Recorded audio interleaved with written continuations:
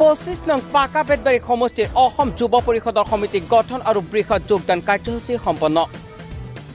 বিভিন্ন দল সংগঠনৰ পৰা কেইবাগৰাকী যুৱক আৰু অৱসৰপ্ৰাপ্ত ব্যক্তিয়ে অসম গণ পৰিষদ দলৰ নীতি আদৰ্শত আকৃষ্ট হৈ অসম গণ পৰিষদ দলত যোগদান কৰে নৱগঠিত পাকা বেতবাৰী সমষ্টিৰ অন্তৰ্গত 25 নং পাকা বেতবাৰী সমষ্টিৰ অসম যুৱ পৰিষদৰ সমিতি গঠন আৰু বৃহৎ যোগদান কাৰ্যসূচীৰ বাবে বৰবালাস্থিত ৰোজভেলী একাডেমীত দিনৰ 1 বজাত এখন সাধাৰণ সভাৰ আয়োজন কৰা হয়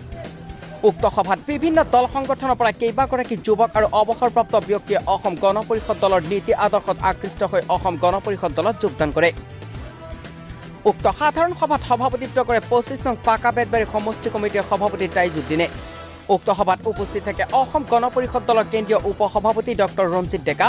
অসম গণ পৰিষদ দলৰ মুখপাত্ৰ ধৰ্মেশ্বৰ ৰয় কেন্দ্ৰীয় কাৰ্যকৰী সদস্য ডক্টৰ আবু বাক্কাৰ সিদ্দিক যুৱ পৰিষদৰ কেন্দ্ৰীয় সমিতিৰ উপসভাপতি বিকাশ ৰঞ্জনৰ লগতে অসম যুৱ পৰিষদৰ বিষয়ববীয়াসকল আৰু অসম গণ পৰিষদ দলৰ সদস্যসকল কয়াকুছিৰ পৰা ইলিয়াছ দেৱানৰ ৰিপৰ্ট দি পাব্লিক নিউজ হয় পাকা বেতবাৰী সমষ্টিত আমাৰ অগপৰ সংগঠন সুদৃঢ় হৈছে আজি বেছিভাগ মানুহে আমাৰ পাকা বেতবাৰীত অসম গণ পৰিষদ দলক আঁকোৱালি লৈছে আজি আপোনালোকে দেখিছে অজস্ৰ মানুহ সভালৈ আহিছে আৰু আমি সন্তোষিত হৈছোঁ আৰু আমি ভাবোঁ অসম গণ পৰিষদৰ এই বিধান পৰিষদে লোকসভা নিৰ্বাচনটো প্ৰমাণ কৰি দিব যে লোকসভা নিৰ্বাচনে এওঁলোকৰ ভেটি যে সুদৃঢ় হৈছে এই কথা প্ৰমাণ কৰিব এওঁলোকে প্ৰমাণ কৰি দিব যে পাকা বেতবাৰী সমষ্টিটো প্ৰকৃতাৰ্থত অসম গণ পৰিষদৰ সমষ্টি ইতিমধ্যে আপোনালোকে এটা মিত্ৰজোঁটৰ চৰকাৰত আছে ইতিমধ্যে এতিয়ালৈকে কিন্তু স্পষ্ট হোৱা নাই এই পাকা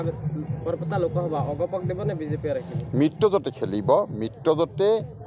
আমাৰ বৰপেটা লোকসভা সমষ্টিত নিৰ্বাচন খেলিব আৰু অসম গণ পৰিষদ যিহেতু মিত্ৰজোঁটত আছে আৰু অসম গণ পৰিষদ দলে মিত্ৰজোঁটৰ হৈ এই বৰপেটা লোকসভা সমষ্টিত নিৰ্বাচন খেলি আহিছে এইবাৰো খেলিব যদি অসম গণ পৰিষদৰ প্ৰাৰ্থিত্ব দিয়া হয় কোনে প্ৰাৰ্থিত্ব লাভ কৰিব অসম গণ পৰিষদৰ কেইবাগৰাকীও যোগ্য নেতা আছে তাৰ ভিতৰত কোনোবা এজনে প্ৰাৰ্থিত্ব পাব কিন্তু ৰাইজৰ মাজত আপোনাৰ নামটো বিশেষভাৱে চৰ্চিত ৰাইজক আমি ধন্যবাদ জনাইছোঁ সেৱা জনাইছোঁ আৰু আশীৰ্বাদ বিচাৰিছোঁ যদি ৰাইজে বিচাৰে কি কৰিব ৰাইজে বিচাৰিলে দলৰ সভাপতি সম্পাদক বা কাৰ্যকৰী সভাপতি জ্যেষ্ঠ নেতাসকলে যদি বিচাৰে আমি নিৰ্বাচন খেলিম দলক সন্মান জনাই মিত্ৰজোঁটক সন্মান জনাই আমি নিৰ্বাচন খেলিম ইতিমধ্যে কিন্তু ৰাহুল গান্ধীয়ে ন্যায় যাত্ৰা আৰম্ভ কৰিছে পাকা বেতবাৰীতো সোমোৱাৰ কথা আছে তালৈ কিমান ৰাহুল গান্ধী ন্যায় যাত্ৰা কৰিব সেইটো তেওঁৰ কথা কাৰণ তেওঁলোকৰ দুই এজন সদস্য অসমত আছে তেওঁলোকৰ লগত যাব আৰু আমি আমাৰ ধ্বজা উৰুৱাই থাকিম আমি আমাৰ কাম কৰিম আজি আপুনি দেখিছে যে টিভি বাতৰি কাকতত কিবা কৰি দল এটা কৰি থাকিলে নচলিব দলটো ৰাইজৰ থাকিব লাগিব অসম গণ পৰিষদ দল বুঠে বুঠে অগপ প্ৰমাণ কৰি দিছে যোৱা 8 তাৰিখে নলবাৰীত অসম গণ পৰিষদে প্ৰমাণ কৰি দিছে যে অসম গণ পৰিষদ দল কিমান শক্তিশালী এইটো ভোগালীৰ প্ৰাকখনত আজি অসম গণ পৰিষদ দলৰ আমাৰ নতুনকৈ গঠন হোৱা পাকা বেতবাৰী সমষ্টিৰ যুৱ কমিটি গঠন কৰাৰ কাৰণে এখন সাধাৰণ সভা আহ্বান কৰা হৈছিল সভাত মই উপস্থিত থাকিলোঁ আৰু বহুখিনি মানুহ ইয়াত উপস্থিত হৈছে যুৱ বন্ধুসকল আহিছে এতিয়া কাৰণ অসমীয়া মানুহৰ এটা আশা আছিল অসম চুক্তি হৈছিল 1951 পৰা 71লৈকে মানুহৰ বজা আমি লৈছিলোঁ অসম গণ পৰিষদ দলৰ ইচ্ছা আছিল যে এই মানুহখিনিক লৈ বৃহত্তৰ অসমীয়া জাতি গঠন কৰা হ'ব কিন্তু কংগ্ৰেছৰ চল চাতুৰিৰ কাৰণে কংগ্ৰেছৰ গাদ্দাৰীৰ কাৰণে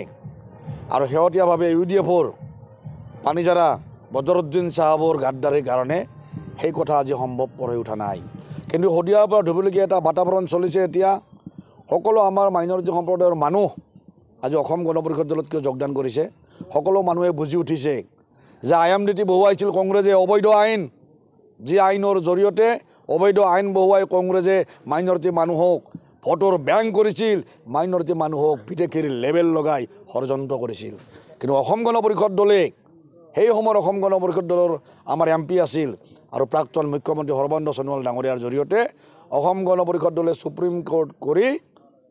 এই IMDT অবৈধ IMDT আমি বাতিল কৰিছিলোঁ এতিয়া IMDT নাই